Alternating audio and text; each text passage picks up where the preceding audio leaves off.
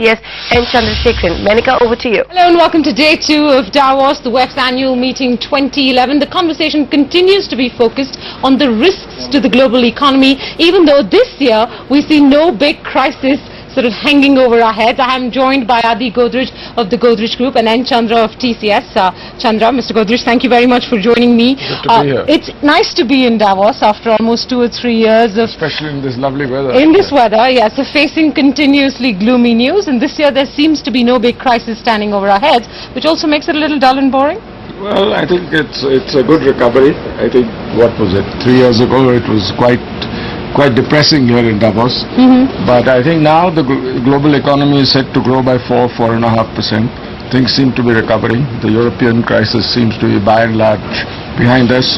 The US and Germany, the two very big economies in the Western world, seem to be doing well. So I think we're in for a good year. Chandra, you have in the course of the last year and a half overtaken all your IT peers in India. What sense do you get from the people that you interact with, several of your top clients, maybe even here in Davos, in terms of what 2011 will bring IT companies and Indian companies operating in global markets? Yeah, actually here the news is much more positive than I thought. Really? Yeah, I think everyone is talking about So if you did do guidance, you would have upped it today, right? I don't think so. And even the French President Sarkozy, I don't know whether you listened to his speech. No, well, unfortunately, yes. He was talking about, how the last year has been much better than what we all predicted here a year ago. So the overall mood is very upbeat in Davos, I would say. So let me go back to, if you were doing guidance, how much would you up your guidance by? Give me a broad percentage figure. I think, are you 20% more optimistic having now interacted with business leaders in Davos? See, we have said during the last quarterly call already that 2011 is going to be a much better year than 2010 for the whole industry. So enhance that much better now. I expect that 2011 is going to be a better year, definitely. And how would you improve that based on the fact that you're... We don't give guidance, but I think I have not heard from anyone. I already met about 25-30 people at least, and I have not heard from anyone that they're facing serious challenges. Mr. Godrej, you also now have several smaller businesses across, scattered across the globe, but all feeding into Godrej consumer products. What do you make of revival in consumer spending in markets across the world, not just from big corporations as Chandra faces, but from the retail guys? Strong growth, Africa especially. We have investments in Africa. Africa is going to be the continent of the future, to my mind. Africa will drive growth, global growth. Latin America is doing very well. We have a large operation in Indonesia. Again, Indonesia is doing very well. So across the globe I see growth accelerating, and I think India will benefit from that growth. The only thing I'm a little concerned about is that the United States and Germany are both picking up very well.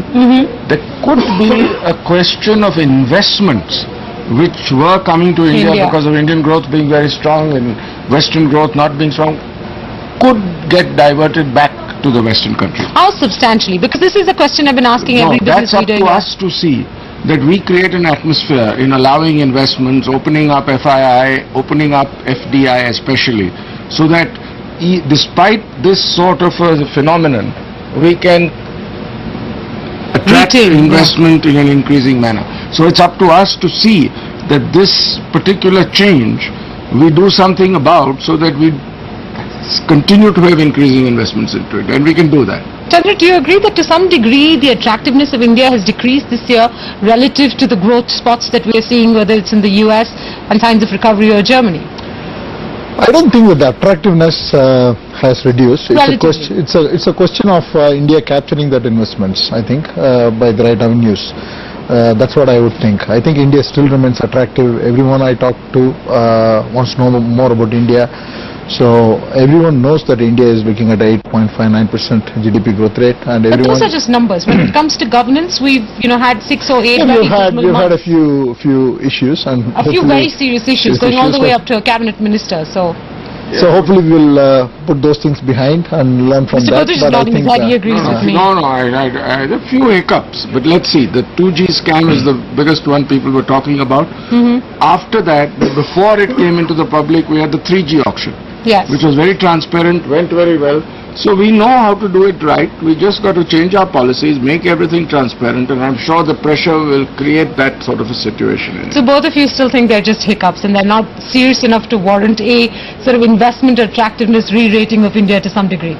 No, I don't think there is a attractiveness issue, but we need to fix these things, definitely. All right, let me talk a little bit about inflation because why are you smiling? Okay, you all are both couched very politely. Always therefore. A topic these days. Yeah, so well, let me talk a little bit about inflation. That is one of the key issues that is under debate here in Davos. We've been facing it in India for the last several months now, so has China. What do you make as you face consumers across the world of the kind of impact inflation will have on spending power and therefore corporate earnings? It's mainly a food and certain other commodity inflation. Right. And partly it's because of the weather situation globally. The La Nina effect across the globe has created a lower food output across many geographies. But if we continue to see oil at 100, then that will spread into all other forms of I doubt if oil will well. stay at 100 for too long. I know some people are predicting it because gas discoveries, whether it's in India, US, shale gas, etc., is adding a lot of petroleum supply to the world. So my feeling is oil will remain below $80 over the next couple of years. Right now it has crept up to about 90. So you're not I'm not very storing bullish much on oil for the long term. But you're not storing much by the inflation problem and the impact it will have on consumption. Yes, it will have. It will certainly have some impact, and it's particularly hurting the urban poor, where they have to divert a larger percentage of their income into food.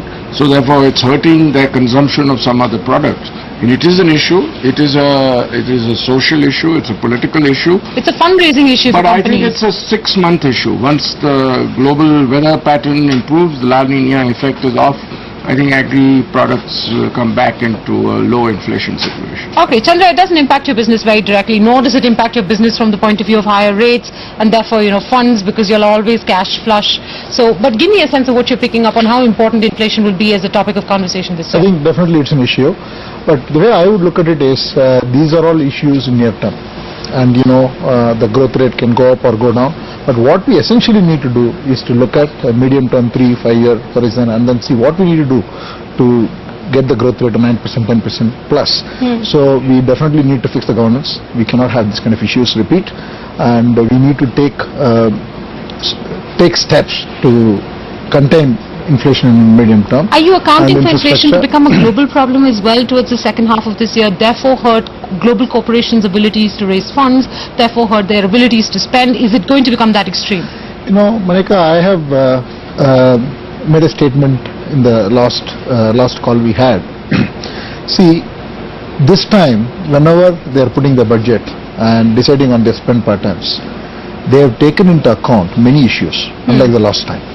So I don't think there is going to be a sudden drop in spend, even if there is going to be a hiccup. So I personally believe that the 2011 is going to be a much better year than 2010. And even if there are going to be some shocks, there will be some absorption. But if there is going to be a huge shock, I don't know what will happen. But even if there are going to be some shocks around the globe, companies will have some cushion because they have factored all that into account. All right. So last two questions to both of you. Top concerns for the year.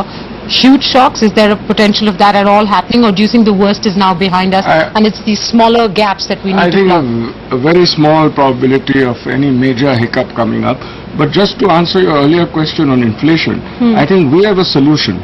Early implementation of the Goods and Services Tax Act brings inflation down, ups growth, solves a lot of our present problems. That's the GST pre-budget plug, isn't it? So top concerns for this year, and maybe even if you think you have visibility into 2012 based on what you're gathering here. I think the top concerns would be controlling inflation and improving probity and governance. And I think both are on the cards. Okay, not just for India but for across the world. Chandra, not just for India, across the world. Are you factoring into your business plans any big shock, as you pointed out? I think globally, if you look at, definitely I would look at immigration policies, protectionism. Do you see that on the rise? Because for the last 2 years we've been talking about that being a possibility, but thankfully it hasn't gone to any extreme as yet. So I wouldn't say it's on the rise, but still you continue to have something or other happening. Okay. So I think a free movement of labor and those kind of things need to be addressed globally. That would be one area I would really watch out for from our business point of view. And more regulations only meant good stuff for you guys, especially for the financial services clients, isn't it? I don't meant know. more business for you. You can say that. All right. Chandra, Mr. Godrej, thank you very much for joining us on Thank you, Menika. Davos 2011. And with that, it's back to you.